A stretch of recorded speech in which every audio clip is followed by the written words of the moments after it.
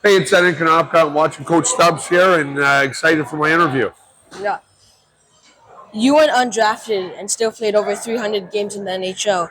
What kept you motivated when others doubt you? I played in the East Coast Hockey League for about 100 games and I won a championship there. And at the end of the day, I enjoyed my time in the East Coast. I enjoyed it in the AHL and I was a super competitive guy.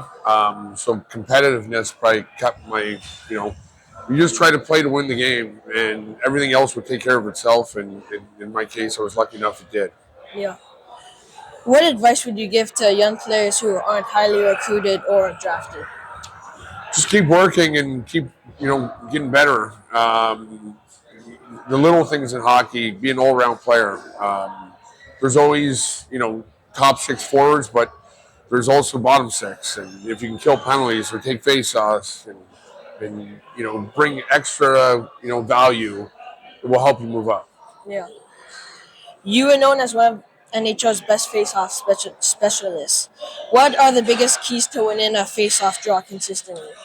I think for me, I'm number two all time. I don't think I'm the second best face-off guy of all time, but I probably had 7 different ways to win a face-off when a lot of guys only have one or two. So, I think it's important to be versatile in face-offs. So then, if the guy has your number, you have another option to go to. And that was probably my biggest calling card. Yeah. Which NHL player was the toughest face-off opponent you ever faced? I faced off like against Bergeron and Maholtra and Godstad, and I did pretty well against those guys. And one guy that kind of gave me a hard time was Jonathan Taves. And we played them in the playoffs when I was in Minnesota. He was in Chicago, and I think I watched 200 of his face-offs and kind of came up with a plan. And it's not like I won 60% against him, but it was pretty even on the series. But yeah, he was a pretty good guy in face-offs. Yeah. Still is. Yeah. Can you show me a face-off strategy or technique? Sure. So if we're going to take a face off and you put your stick down, okay, and if I was allowed to put my feet here and go under your stick, that would be illegal, right? Because you have to be within So really, if you're a righty, I'm a lefty. What I'm trying to do is I want to try to get to that point. So sometimes you can reach it with your hands. Sometimes you have to move your body with your stick, right?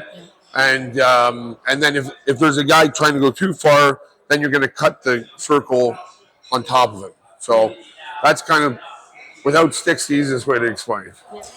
You built an NHL career through hard work and determination. What's one lesson from hockey that helped you most important in life after hockey? I think just ethic and resiliency. That just like hockey and life, you're gonna have ups and downs, and like just keep working and stay positive. Like the one thing you can control is your attitude, and have a smile on your face and make the best of situations.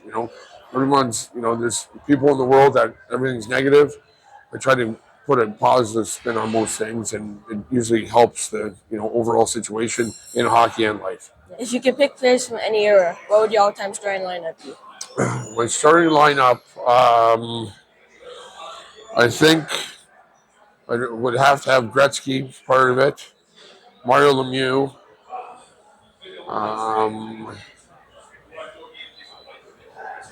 and McDavid. Yeah. And then I played with Scott Niedermayer, and I think he's one of the most underrated players ever to play defense. So he'd probably be one of the defensemen. And who else would I? I guess I should bring a tough guy too. I'll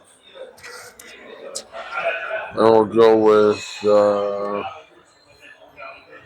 Actually, you know what? I love Dougie Gilmour, and he's an awesome person. So I'll add Dougie Gilmour on that as well. Yeah.